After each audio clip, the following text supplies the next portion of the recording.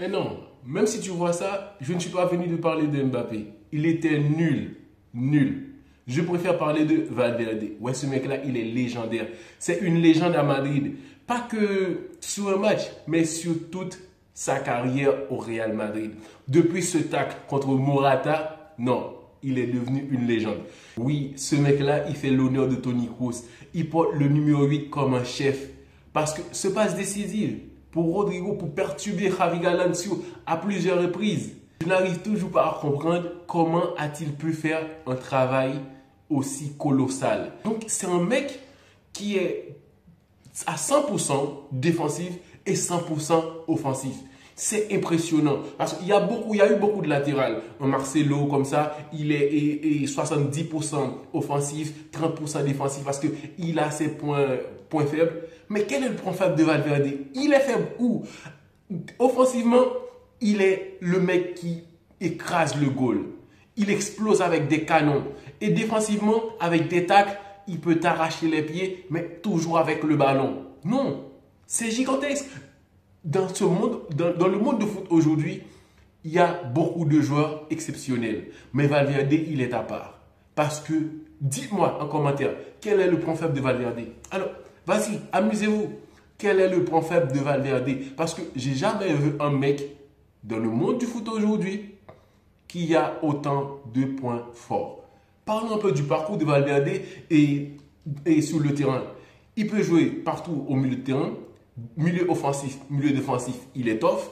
Donc, il joue latéral, il est excellent. Excellent, frère. C'est pas comme si un mec qui est là pour dépanner, mais il est excellent.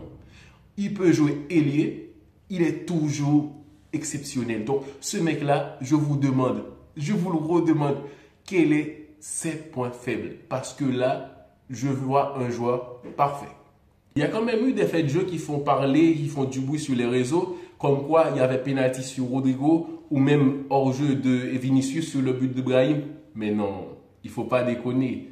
Il faut parler du carton jaune que l'arbitre n'a pas sorti pour Raúl Asensio sur l'action de Julián Alvarez. Il l'a attrapé, il n'y a même pas eu faute. Donc là, il y avait carton et faute sur une action où il y avait une contre-attaque. Et ce mec-là, il est génial. Il n'a pas marqué. C'est pas que le but, mais c'est sa justesse. Parce que jouer dans une équipe comme l'Atlético de Madrid, c'est être juste dans les petites actions. Parce que c'est une équipe qui ne va pas avoir beaucoup d'opportunités.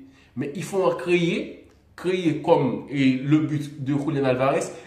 Il n'y avait pas but, frère. Mais le mec, il a créé par sa qualité de tir, sa justesse et tout ça. Il est très technique.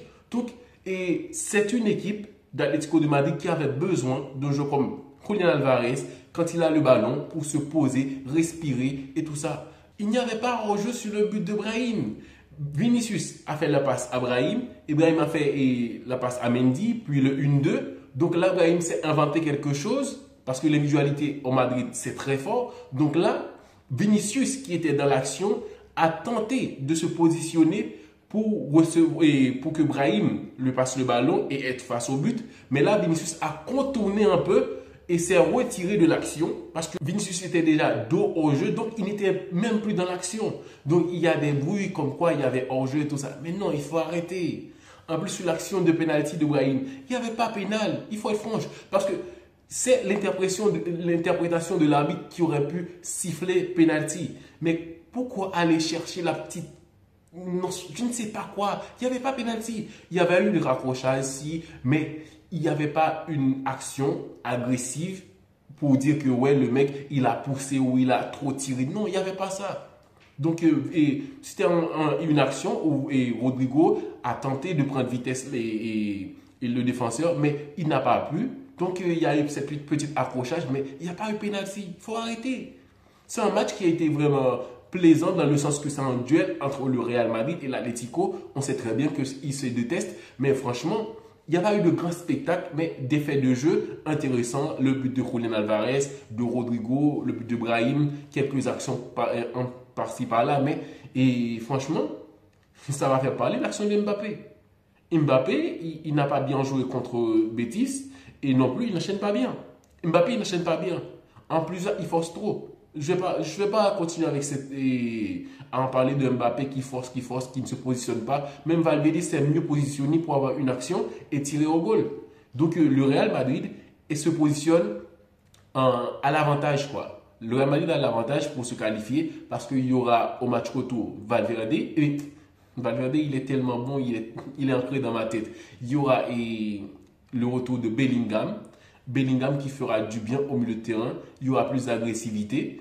Parce que malgré ce n'a pas été du gâchis total au milieu de terrain, mais quand même, c'était fébrile parce que l'Atlético de Madrid, à un moment, avait guidé le match, avait le rythme et tout ça. Quand il fallait aller vite et tout ça, c'est eux qui avaient le contrôle un peu. Parce que le Real Madrid a des semblants de contrôle du match. Parce qu'il y a de l'individualité qui peut sortir à n'importe quel moment, comme ils ont le ballon, la possession, mais c'est avec des individualités que le Real Madrid va arriver à marquer. Pourtant,